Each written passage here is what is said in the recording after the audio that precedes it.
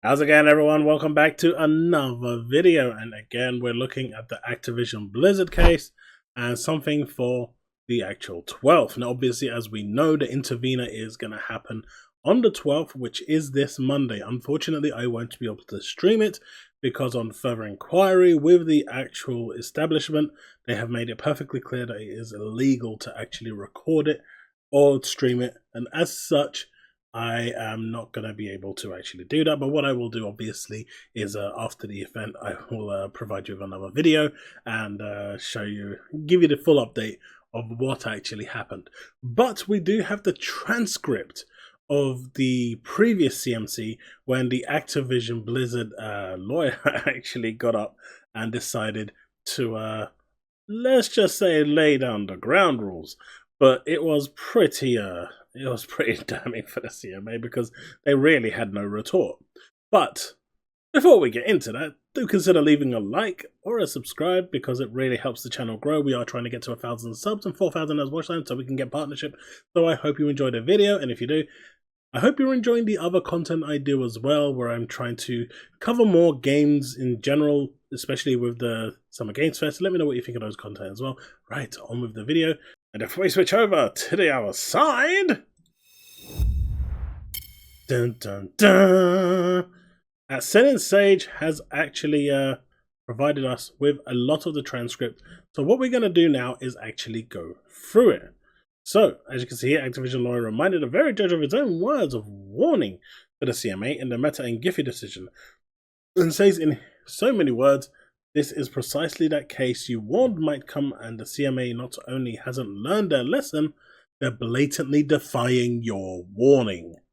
The judge in the Giphy and Meta case did actually make this clear, and now the Activision lawyer is basically using the judge's own words against him by saying, you warned these people that this might happen and they might find themselves in hot water if all they do is block. We don't want to hear anything. We are what we are. We are the rulers and we say what we're going to do. And, well, it seems like that day has finally come.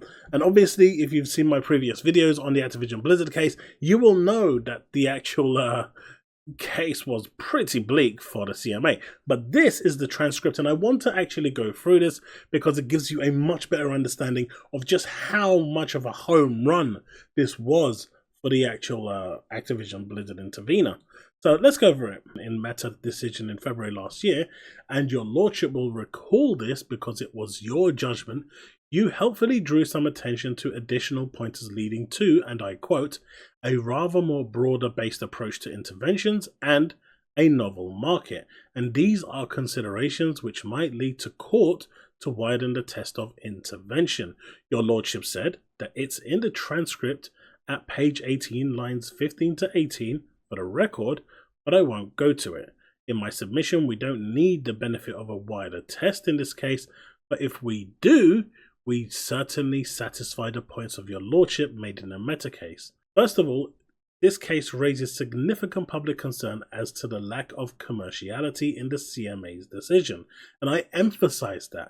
I can't emphasize the importance of that point. Secondly, the market suggested by the CMA, namely cloud gaming, as distinct from native gaming on a console, a PC, or a mobile phone, is certainly a novel market. It comes exactly within the words that your lordship used in that case. Microsoft and Activision say it isn't a separate market at all, and that is a key issue in the appeal. Thirdly, this case raises novel and important points as to market definition, the approach to remedies, and the procedural unfairness concerning the CMA's treatment of the evidence regarding the counterfactual. I should make it plain, as your lordship has that handy at paragraphs 11 and 12, I want to deal first of all with what they say in paragraph 2. What they do say is they've not had a proper opportunity to consider my client's application to intervene, and for that reason they say that there should be a further CMC. Basically what they had first and what they're having on the 12th, they're saying that they don't have enough time and that a further case management committee should be held. When our application to intervene can be, as they put it, considered alongside any others.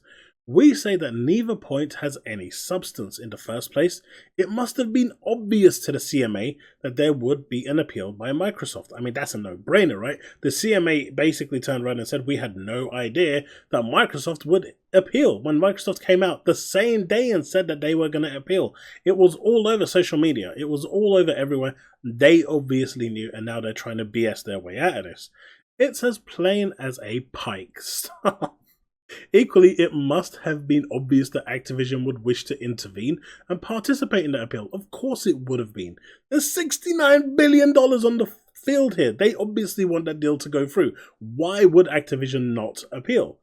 As I think your lordship said earlier this afternoon, we all know why we are here.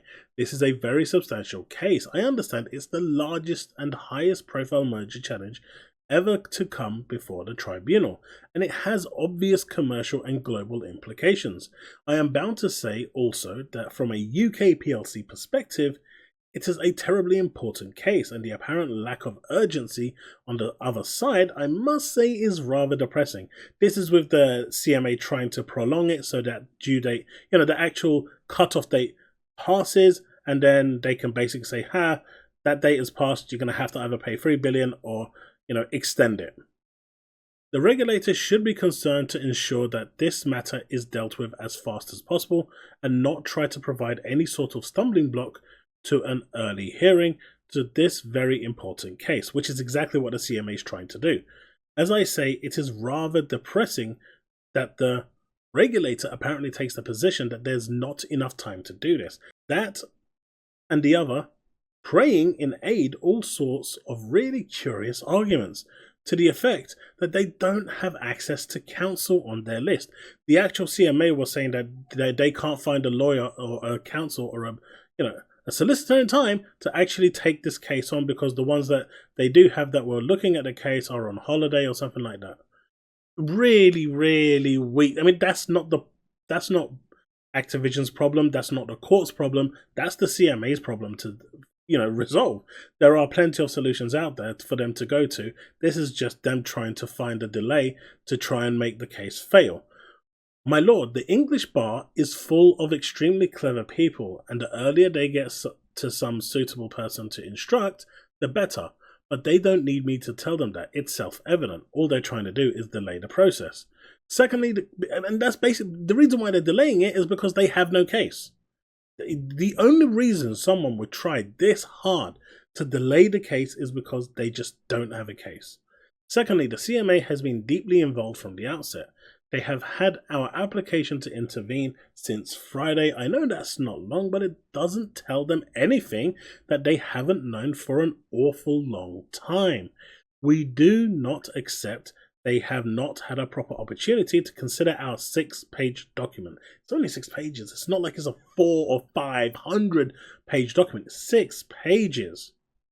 They have certainly been able to produce their own 14-page skeleton argument, and indeed, we received this morning, 500 pages of legal authorities from them. They seem to have focused upon the law rather than the facts in this case, but very succinctly. If you think 500 pages is succinct, but they should have been focusing on what we had to say in our 6 pages, which clearly they ignored. That's a lot more straightforward than getting out 500 pages of legal authority, much of which, if not all of which, is essentially irrelevant for the purpose of this hearing today. Again, basically the CMA having no defense whatsoever.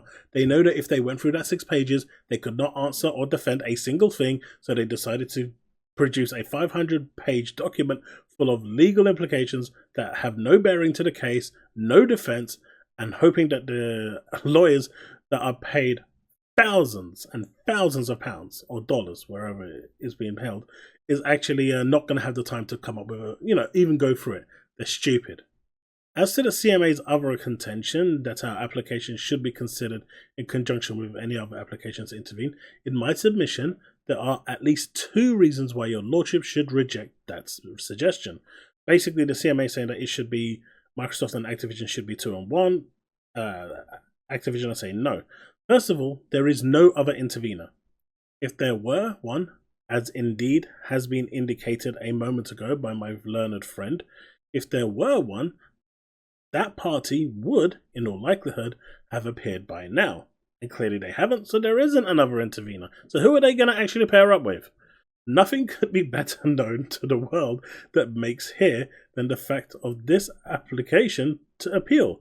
It's obvious. Everyone knows about it, and everybody concerned with it knows about it.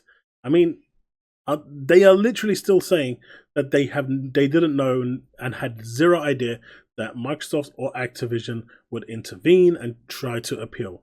In what world do you live that you think this would be the case? It goes on. We say that there was no evidential basis for the conclusion reached by the CMA, and that the decision on the counterfactual was irrational. If the relevant points and documents had been fairly put, including to Activision CEO Mr. Kotick, we can deal with what Activision's responses would have been. But obviously the CMA said, nope, we are not seeing Microsoft, our doors are closed. Nope, we are not seeing Activision, our doors are closed. My good buddy Jim, how you doing, buddy? I want to see you today. Come on, we've got the red carpet for you. You want to come straight in? Your case actually supports us. So come on right in, buddy. I got myself a nice little jacuzzi for you. But when it came to Microsoft and CMA, when it came to Microsoft and Activision, you shall not pass, was pretty much the response that they got. I'm not sure if your lordship has picked up on this, but Mr. Kotick has provided a witness statement addressing these points. The witness statement forms part of Microsoft's appeal paperwork. We should deal briefly with market definition, which is ground one, to show that the CMA failed to consider switching between cloud and native gaming on a console, PC, or mobile, and out-of-market constraints on cloud gaming from a native gaming, so that what is never addressed by the CMA, and was certainly not the subject of any questioning, is the notion that the player might be in a position to switch between cloud streaming and native gaming through the very same piece of hardware, which is currently what the Xbox can do. On the Xbox platform or on your PC, you can play Xbox games and then use that same platform to stream. This concept is very, very important because it goes to the key question of the market definition.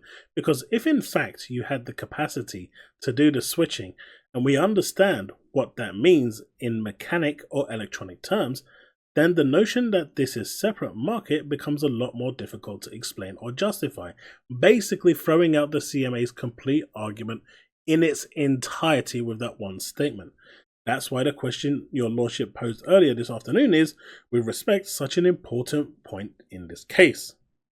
Activision is uniquely placed because it knows gamers and the gaming industry better than anybody. Activision will be able to explain why cloud gaming, which is nothing more than simply a delivery mechanism through the cloud, is just another way of delivering the product to the player.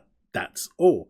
And had Activision had been allowed to talk to the CMA, and had they been allowed to have these conversations, the CMA would have been informed of this. But the CMA already knew that having these conversations with Microsoft, having these conversations with Activision, would in fact actually put them in a position where it would actually make their case even more weaker and make them actually look even more, unable to block. So by actively not speaking to Microsoft, by actively not speaking to Activision, they're now trying to feign ignorance that this isn't their fault. They didn't, based on the information they had, this is what they went on. When the information was there, but they deliberately chose not to use it. It's no different. It's a different way of doing it, but it is simply a mechanism of delivery to the player. It is not a separate market, and we all know this is not. It's not a separate market because you still have to buy your games on, say, GeForce Now, because it's bring your own game and play on the cloud. So the games are still being sold at a storefront, be it on Steam, be it on Epic Games, or be it on the Microsoft Store. They are still being sold on a storefront for you to be able to use on, say, GeForce Now. On Xbox Cloud, it's a subscription model where you can't actually get the cloud, thing on its own. It's a bundled-in feature as a perk. Our case, as they're going to say, is that absent the merger, Activision would not put its games content, and your lordship will be familiar with some of these. I don't know if you actually play them or our children do. Mercifully, we haven't got to that stage yet. And by this, he's basically saying and referring to the fact that the CMA said that Activision would put their games onto cloud regardless of this merger happening. And the Activision lawyers have now confirmed Activision would not have put its games content on the cloud. I think you would have to wait until the adultage to do this stuff, but Call of Duty, Candy Crush, World of War, Diablo, and Overwatch. These are things your lordship would be looking out for. Activision would not put these games' content on cloud services. Period. Now, the CMA's whole argument is that Activision, without this merger, would do this anyway. It's in their interest. Here is them saying Activision would not have put these games' content on the cloud. So by the CMA actively blocking this, they are stopping millions and millions of people gaining access to Activision Blizzard games through the cloud. That is not that is not consumer friendly. Regardless of what it means to PlayStation, this is not consumer friendly. Period. End of story. And that whole argument that the CMA has just been thrown completely out of the window. Like completely. That they always put that at the forefront of everything. That the CMA, Activision, would have put these games on the cloud. Here is the Activision lawyer telling the judge Activision would not have put these games content on cloud services. End of story. Period. They go on to say, that's our position. That's our case. And that completely throws out the CMA's case entirely. Period. There is nothing the CMA now can say, oh, but Activision would put this on. They would do it themselves because, the mystical unicorn told us that they would do that. But clearly here, Activision are making it very clear, abundantly, Activision would not have put these games on content on cloud services. That's our position. That's our case. If that is right, there is no cloud competition issue. And the CMA decision, which rejected our case on that point, cannot stand. Put shortly, and I may need to revert to this point shortly in a little more detail, the CMA's finding on the counterfactual is founded. We say on unevidenced assertions. Basically, they made it up. Everything they're putting forward is made up. Source, trust me, bro, is basically what they've come up with. Misinterpretations of evidence because they are lying out of their teeth, and if I may say so, pretty stark procedural unfairness. And that's where it leaves us, basically. Sorry, I know it's really hot here in the UK, and someone decided to play some music, so I've had to close all the windows, and well, it's not the greatest, unfortunately. But that is where it leads us. The Activision Blizzard lawyers have basically accused the CMA of, making everything up. They've lied out of their teeth. They've used whatever lies they can get. They've even offered to bring Bobby Kotick onto stand to let the CMA know that we did not at any point in any discussion in the existence of Activision Blizzard say that we are happy to put our games on cloud gaming. They have repeatedly said that this is something we do not want to do and will not do. We are against cloud gaming. As such, the fact that the CMA are saying that they would do it anyway is fabricated information, it's lies, and they are using these lies to justify their case. Now, once Microsoft merger goes through, Bobby Kotick and Activision lose the right to make that decision. That falls onto Microsoft, and if Microsoft wants to make that choice, then they can, and it's not within their hands anymore. But under Bobby Kotick's rule, this will never happen.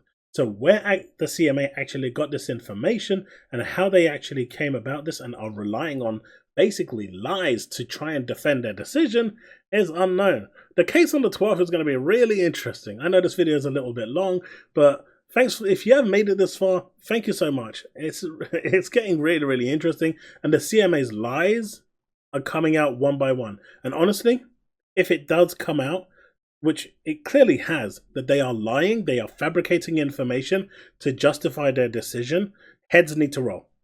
That's it.